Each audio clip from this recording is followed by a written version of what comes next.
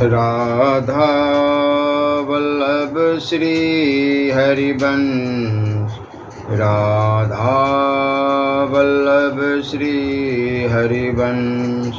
नारायणं नमस्कृत्यं नरं च नरोत्तमं देवी सरस्वती व्यासं ततो जयमुदीरे। राधा मेरी माती है, पिता मेरे घनश्याम, इन दोनों की चरणों में मेरा कोटि कोटि प्रणाम। ओम श्री परमात्मने नमः। श्री गणेशाय नमः। लोभ में पाप श्रेष्ठ पुरुषों के लक्षण, अज्ञान के दोष तथा दम की प्रशंसा। युधिष्ठिर जी ने पूछा, भरत श्रेष्ठ, अब मैं यह सुनना चाहता हूँ कि पाप का अधिष्ठान क्या है और किससे उसकी प्रवृत्ति होती है। भीष्म जी बोले, राजन सुनो, लोभ एक बड़ा भारी ग्राह है, जो लोभ से ही पाप की प्रवृत्ति होती है। लोभ से ही पाप, अधर्म और दुख का जन्म होता है तथा जिसमें फंसकर मनुष्य पापी बनते हैं। उस कपट का मूल ही लोभ ही है।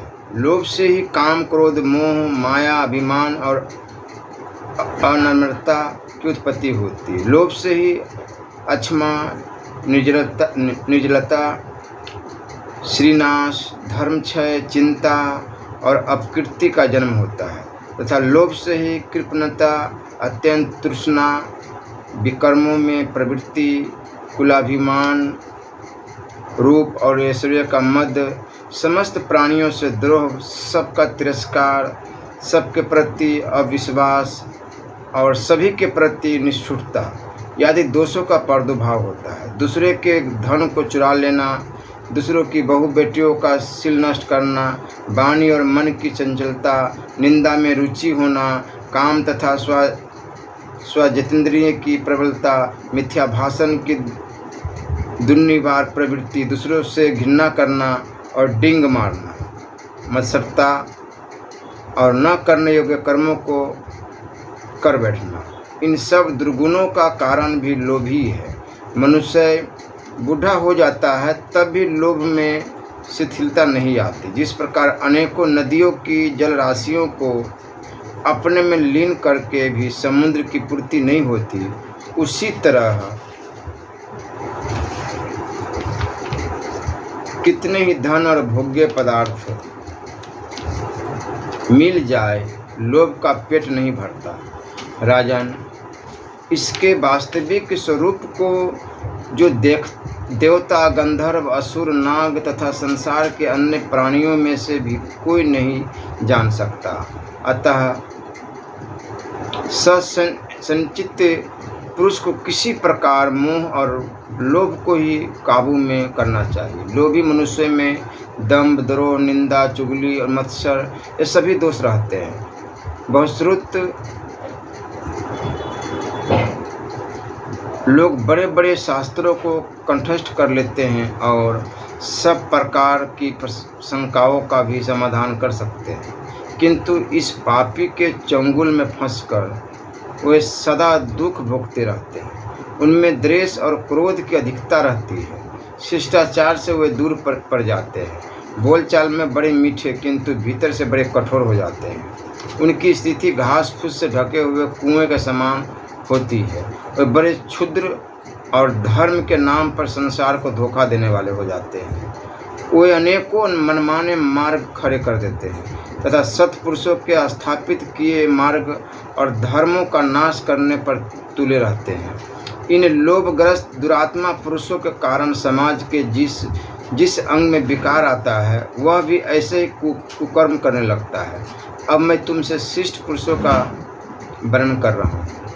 उनसे ही तुम अपने मन के संदेह पूछना। उनका संग करने से मनुष्य के पुनः जन्म अथवा परलोक का भय नहीं रहता। इन लोगों की मांस भक्षण में प्रवृत्ति नहीं होती। ये प्रिय और अप्रिय को समान समझते हैं। इन्हें शिष्टाचार और इंद्रिय संयम प्रिय होता है। सुख और दुख में इनकी समान दृष्टि होती है तथा सत्य ही इनका परम लक्ष्य होता है। ये देते हैं, लेते नहीं, स्वभाव से बड़े दयालु एवं पितर देवता और अतिथियों का सेवक होते हैं तथा दूसरों का हित करने के लिए सर्वदा उद्यत रहा करते हैं। ये सभी का उपकार करने वाले, सब प्रकार के धर्मों का पालन करने वाले, दूसरों के लिए सर्वस्व भी निछावर कर देने वाले और बड़े वीर होते हैं। इन्हें कोई भी पुरुष अपने निश्चय से डिगा नहीं सकता तथा इनके आचरण में पूर्ववर्ती सत्पुरुषों के आचरण से कोई भेद नहीं आता। ये किसी को आकांतिक करने वाले, चपल स्वभाव या क्रूर भी नहीं होते और सर्वदा सन्मार्ग पर स्थित रहते हैं। सत्पुरुषों को सदा ही इनका संग करना चाहिए। इनमें अहिंसा वृत्ति की प्रधानता होती है, काम क्रोध का अभाव रहता है तथा ममता और अहंकार भी नहीं पाए जाते। ये सदाचारणशील और मर्यादा का पालन करने वाले होते हैं। तुम इनकी सेवा करना और जो पूछना हो इन्हीं से पूछना। राजन, उनका धर्म धन्य या यश बटोरने के लिए नहीं होता। वे शरीर की आवश्यक क्रियाओं के समान उसे भी अपना अनिवार्य कर्तव्य समझते हैं। उनमें भय, क्रोध, चपलता और शोक का अभाव होता है। वे धर्म का ढोंग नहीं रचते और न धर्म पालन में उनका कोई छिपा हुआ स्वार्थ ही हो रहता है। वे लोभ और मोह से रहित तथा सत्य और सरलता का पालन करने वाले होते हैं। ऐसे पुरुषों में तुम सर्वदा प्रेम रखना। ये सर्वदा सत्वगुण में इष्ट और समदर्शी होते। इनकी दृष्टि में हानि, लाभ, सुख, दुख, प्रिय, अप्रिय तथा जीवन और मरण में कोई भेद नहीं होता। वे ढूंढ पराक्रमी, उन्नतिशील और सत्वमय मार्ग का अनुसरण करने वाले होते। तुम अपनी इंद्रियों को जीतकर बड़ी सावधानी से उन धर्म प्रिय और दिव्य गुण संपन्न महानुभावों की सेवा करना। वे सब बड़े गुणवान होते हैं। दूसरे लोग तो केवल बातें बनाने वाले ही होते हैं। युधिष्ठिर ने कहा, तात, आपने सब अनर्थों के आधारभूत लोभ का तो वर्णन किया। अब मैं अज्ञान का यथार्थ स्वरूप सुनना चाहता हूँ। भीष्म जी ने कहा, युधिष्ठिर, जो मनुष्य अज्ञानवश पाप करता है और उससे होने वाली अपनी ही हानि को नहीं समझता तथा साधु पुरुषों से द्वेष करता है, उसकी संसार में निंदा होती है। अज्ञान से ही जीव नरक में पड़ता है, अज्ञान से ही उसकी दुर्दशा होती है तथा अज्ञान से ही कलेश उठाता है और आपत्ति में फंसता है। राग, द्वेष, मोह, हर्ष, शोक, अत्यंत अभिमान, काम, क्रोध, दर्प, तंद्रा, आलस्य, इच्छा, संताप, दूसरों की उन्नति देखकर जलना, पाप करना, ये सब अज्ञान के अंतर्गत बताया गया है। राजन, अज्ञान और लोभ, इन दोनों का एक समझो, क्योंकि इनसे एक सा परिणाम निकलता है, एक सी बुराई पैदा होती है। लोभ से ही अज्ञान पैदा होता है और लोभ के बढ़ने पर अज्ञान भी बढ़ता है। जब तक लोभ रहता है अज्ञान भी बना रहता है और लोभ के क्षय अज्ञान का भी क्षय हो जाता है। अज्ञान और लोभ के ही कारण जीव को नाना प्रकार की योनियों में भटकना पड़ता है। अज्ञान से लोभ और लोभ से अज्ञान, इस प्रकार इनकी उत्पत्ति अनिवार्जित है। लोभ से ही समस्त दोष प्रकट होते हैं, इसी लोभ का परित्याग कर देना चाहिए। जनक, विघ्नाश्वर, बिरसादर्भी, प्रसन्नजीत तथा अन्य अनेकों राजाओं ने लोभ त्याग देने से ही दिव्य लोक प्राप्त किया था। युधिष्ठिर, तुम भी लोभ का त्याग करो, इससे तुम्हें इलोक और परलोक में सुख मिलेगा। युधिष्ठिर जी ने पूछा, पितामह, संसार में शेष्य का प्रतिपादन करने वाले अनेकों दर्शन मत है, परंतु आप जिसे श्रेय मानते हो, जो इस लोक और परलोक में भी कल्याण करने वाला हो, उससे ही मुझे बताइए। धर्म का मार्ग बड़ा विहर है, इससे बहुत सी शाखाएं, पंगड़ियाँ निकली हुई है। इनमें से कौन सा धर्म सर्वोत्तम, अवश्य पालन करने योग्य माना गया है तथा बहुत सी शाखाओं से युक्त इस महान धर्म का वास्तविक मूल क्या है, ये सब बातें आप पूर्ण रूप से बतलाइए। भीष्म जी ने कहा, युधिष्ठिर, जिस उपाय से तुम्हें शरीर कल्याण प्राप्त होगा वह बताता हूँ, सुनो। जैसे अमृत पीने से पूर्ण तृप्ति हो जाती है, उसी प्रकार इस ज्ञान को पाकर तुम तृप्त हो जाओगे। धर्म के बहुत से विधान हैं, जिनका महर्षियों ने अपने अपने ज्ञान के अनुसार वर्णन किया है। उन सब का आधार है दम। दम मन और इंद्रियों का संयम। धार्मिक सिद्धांत को जानने वाले वृद्ध पुरुष दम को मुक्ति का साधन बतलाते हैं। विशेषतः ब्राह्मण के लिए तो दम ही सनातन धर्म है। इससे ही उसके शुभ कर्मों को यथावत सिद्धि होती है। दम ब्राह्मण के लिए दान, यज्ञ और स्वाध्याय से भी बढ़कर है। दम तेज की वृद्धि करता है। वह बड़ा पवित्र साधन है। दम से पाप रहित हुआ तेजस्वी पुरुष परम पद को प्राप्त कर लेता है। संसार में दम के समान दूसरा कोई धर्म मैंने नहीं सुना है। सभी धर्म वालों के यहाँ उसकी प्रशंसा की गई। इंद्रिय संयम तथा मनोविग्रह की से युक्त मनुष्य यह लोक और परलोक में भी सुख पाता है।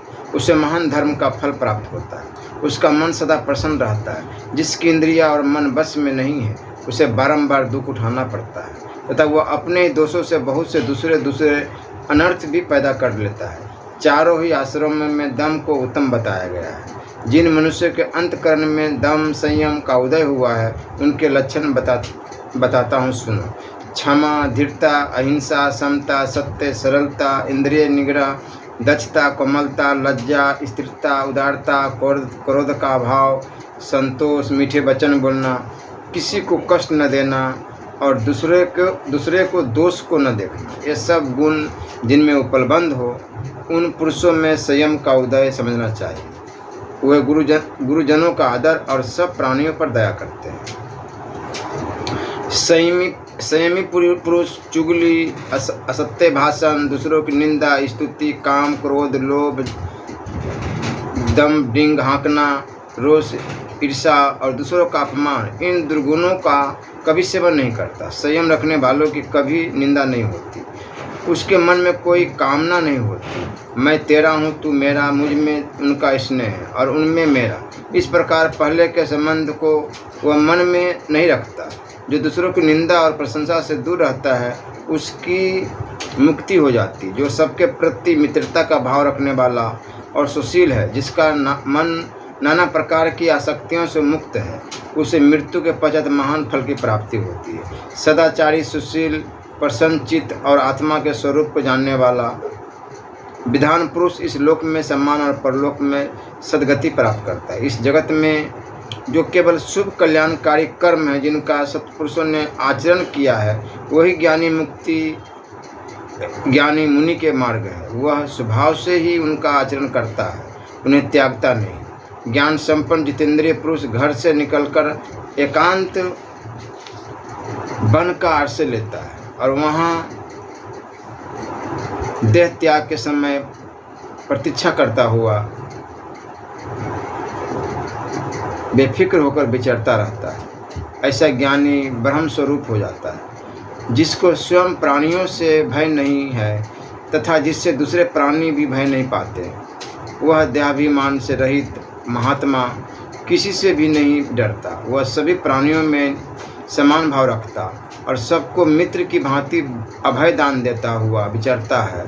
जैसे आकाश में पक्षियों की और जल में जलचर जीवों की गति नहीं दिख पड़ती, उसी प्रकार ज्ञानी की गति भी ज्ञान जानने में नहीं आती।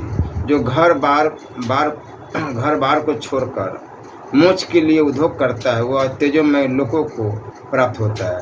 ब्रह्म राशि से उत्पन्न हुआ जो पितामह ब्रह्मा जी का उत्तम धाम है वह मन और इंद्रियों के संयम से ही प्राप्त होता है, जिसका किसी भी प्राणी से विरोध नहीं है, जो ज्ञान स्वरूप आत्मा में ही रमता रहता है। ऐसे ज्ञानी को इस लोक में पुनः जन्म लेने का भय नहीं रहता। फिर उसे परलोक का भय कैसे हो? संयम में एक ही दोष है, दूसरा नहीं। वह यह है कि क्षमाशील होने के कारण लोग उसे असमर्थ समझने लगते हैं, मगर इसमें गुण बहुत बड़ा है।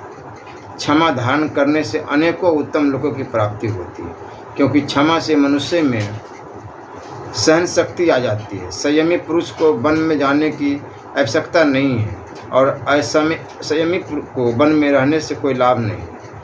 संयमशील पुरुष जहाँ वास करता है वही वन है, वही आश्रम है। वे सम्पायन जी कहते हैं, भीष्म जी की ये बातें सुनकर राजा युधिष्ठिर आनंद मग्न हो गए। मानो अमृत पीकर तृप्त हो गए हो। कोई धर्मात्माओं में श्रेष्ठ भीष्म जी से फिर बारंबार प्रश्न करने लगे। तब भीष्म जी ने प्रसन्न होकर उन सब का समाधान आरंभ किया। तब पर सत्य की महिमा, क्रोध, काम आदि दोषों का वर्णन तथा निरसंग पुरुष के लक्षण। भीष्म जी बोले, विधान पुरुष कहते हैं कि इस संपूर्ण जगत का मूल कारण तप। जिस मूर्ख ने कभी तप नहीं किया उसे अपने कर्मों में सफलता नहीं मिलती। प्रजापति ने तप से ही समस्त संसार की सृष्टि की है तथा ऋषियों ने तप से ही वेदों का ज्ञान प्राप्त किया है। विधाता ने जितने फल और मूल है उनको तथा अन्न को भी तप से ही उत्पन्न किया है। तप सिद्ध महात्मा पुरुष तीनों लोगों को प्रत्यक्ष देखते हैं। प्रत्येक साधन की जड़ तपस्या ही है। संसार में जो दुर्लभ वस्तु है वह भी तपस्या से सुलभ हो जाती है। शराबी, चोर, गर्भ हत्यारा और गुरु पत्नी से समागम करने वाला पापी मनुष्य भी अच्छी तरह तपस्या करके ही पाप से छुटकारा पा सकता है। तपस्या के अनेकों स्वरूप है, पर उनमें निराहार करने से बढ़कर कोई तप नहीं है। दान से बढ़कर कोई दुष्कर धर्म नहीं है। माता की सेवा से बड़ा कोई आश्रम नहीं है। तीनों वेदों का विधानों से श्रेष्ठ कोई मनुष्य नहीं है। और संन्यास तो महान तप है। ऋषि, पितर, देवता, मनुष्य तथा दूसरे जो चराचर जीव है वे सब तपस्या में ही लगे रहते हैं। तपस्या से ही सबकी सिद्धि प्राप्त होती है। देवताओं की भी तपस्या से ही इतनी बड़ी महिमा मिली। युधिष्ठिर ने पूछा, दादाजी, ब्राह्मण, ऋषि, पितर और देवता ये सब सत्य भाषण रूप धर्म की प्रशंसा करते हैं। अतः अब मैं यह सुनना चाहता हूँ कि सत्य क्या है, उसका लक्षण क्या है, उसकी प्राप्ति कैसे होती है तथा सत्य का पालन करने से कौन सा लाभ होता है। भीष्म जी ने कहा, युधिष्ठिर, सत्पुरुष सदा सत्य रूप धर्म का पालन करते। सत्य सनातन धर्म है। सत्य को ही आदर देना चाहिए क्योंकि सत्य ही जीव की परम गति है। सत्य ही धर्म, तप, योग और सनातन ब्रह्म है। सत्य ही परम यज्ञ है। सत्य पर ही सब कुछ टिका हुआ है। अब मैं तुम्हें कर्म सत्य के आचार, लक्षण तथा उसकी प्राप्ति का उपाय बतलाता हूँ। सुनो। संपूर्ण लोकों में सत्य के अतिरिक्त उसके 13 भेद माने गए। सत्य, समता, दम, मत्सरता का भाव, क्षमा, लज्जा, तितिक्षा, सहनशीलता, दूसरों के दोष न देखना, त्याग, ध्यान, आर्यता, श्रेष्ठ आचरण, धैर्य, अहिंसा और दया, ये सब सत्य के स्वरूप है। नित्य अविनाशी और अभिकारी होना ही सत्य का लक्षण है। किसी से भी विरोध नहीं करना यह योग कहा गया जाता है और इसी से सत्य की प्राप्ति होती है। राग, द्वेष तथा काम, क्रोध को मिटाकर अपने में, अपने प्रिय मित्र में तथा शत्रु में भी समान भाव रखना समता है। किसी दूसरे की वस्तु की इच्छा न करना, सदा गंभीरता और धीरता रखना तथा निर्भय एवं मन के रोगों से रहित रहना, ये सब दम, मन और इंद्रियों के संयम का लक्षण है। इसकी प्राप्ति ज्ञान से होती है। दान और धर्म के समय अपने मन को काबू में रखना, इसे विधान लोग मत्सरता का अभाव कहते हैं तथा सत्य का पालन करने से मनुष्य मत्सरता का त्याग कर सकता है। सहने और न सहने योग्य प्रिय तथा अप्रिय वचन सुनकर भी जो क्षमा कर देता है वह सत्पुरुष माना जाता है। सत्य बोलने वाले में ही क्षमा का गुण आता है। जो बुद्धिमान भली भांति दूसरों का कल्याण करता है और मन में कभी खेद नहीं करता, जिसकी मन और वाणी सदा शांत रहती है, वो लज्जावान माना जाता है। यह लज्जा नामक गुण धर्म के आचरण से प्राप्त होता है। धर्म के लिए कष्ट सहना तितिक्षा सहनशीलता कहलाती है। लोगों के सामने आदर्श उपस्थित करने के लिए इसका अवश्य पालन करना चाहिए। तितिक्षा की प्राप्ति धैर्य से होती है। आसक्ति और विषयों का जो त्याग है वही वास्तविक त्याग है। राग द्वेष से मुक्त हुए बिना त्याग की सिद्धि नहीं होती। जो मनुष्य अपने को प्रकट न करके आसक्ति रहित होकर प्रयत्नपूर्वक जीवों की भलाई का काम करता रहता है, उसके उस श्रेष्ठ आचरण का नाम ही आर्यता है। सुख या दुख प्राप्त होने पर मन में विकार न होना धैर्य कहलाता है।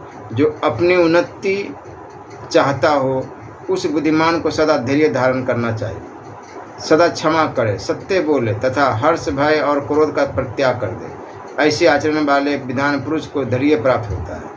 मन, वाणी तथा क्रिया से किसी भी प्राणी के साथ द्रोह न करना, सब पर अनुग्रह रखना तथा दान देना, यह मनुष्य का सनातन धर्म है। इस प्रकार पृथक पृथक बतलाए हुए उपयुक्त सभी धर्म सत्य के ही स्वरूप है। इनके द्वारा मनुष्य सत्य का ही सेवन करते और सत्य को ही बढ़ाते हैं। राजन, सत्य के गुणों का पार पाना असंभव है, इसलिए ब्राह्मण, पितर और देवता भी सत्य की प्रशंसा करते हैं। सत्य से बढ़कर कोई धर्म नहीं है और झूठ से बढ़कर कोई पाप नहीं। सत्य ही धर्म का आधार है, अतः सत्य का ही लोप नहीं करना चाहिए। सत्य से दान का, दक्षिणाओं सहित यज्ञ का, त्रिविध अग्नियों में हवन का और धर्म निर्णय करने वाले वेदों के स्वाध्याय का भी फल मिल जाता है। यदि एक और 1000 अश्वमेध यज्ञ का और दूसरी ओर सत्य का फल तराजू पर रख कर तोला जाए तो 1000 अश्वमेध यज्ञों की अपेक्षा सत्य का ही फल अधिक होगा। युधिष्ठिर ने कहा, पितामह, क्रोध, काम, शोक, मोह, विधिष्ठा, नए नए काम आरंभ करने की इच्छा, पराश्रुता, कठोरतापूर्ण कर्म करना, लोभ, मात्सर्य, ईर्षा, निंदा, दोष दृष्टि, क्रूरता और भय, ये दोष किससे उत्पन्न होते हैं? ये ठीक ठीक बतलाए। भीष्म जी ने कहा, युधिष्ठिर, तुम्हारे कहे हुए 13 दोष प्राणियों के अत्यंत प्रबल शत्रु हैं। ये मनुष्य को सब ओर से घेरे रहते हैं। जो सावधान नहीं रहता उसे ये शत्रु बड़ी पीड़ा पहुंचाते हैं। मनुष्य को देखते ही देखते भेड़ियों की तरह उस पर टूट पड़ते हैं और बलपूर्वक उसका नाश कर देते हैं। इन्हीं से सबको दुख मिलता है और इन्हीं को प्रेरणा से पाप कर्मों में प्रवृत्ति होती है। ये किससे उत्पन्न होते हैं, किस तरह बढ़ते और किस तरह नष्ट होते हैं, ये सब बातें बता रहा हूँ। सबसे पहले क्रोध की उत्पत्ति बताता हूँ, एकाग्रचित होकर सुनो। क्रोध लोभ से उत्पन्न होता है।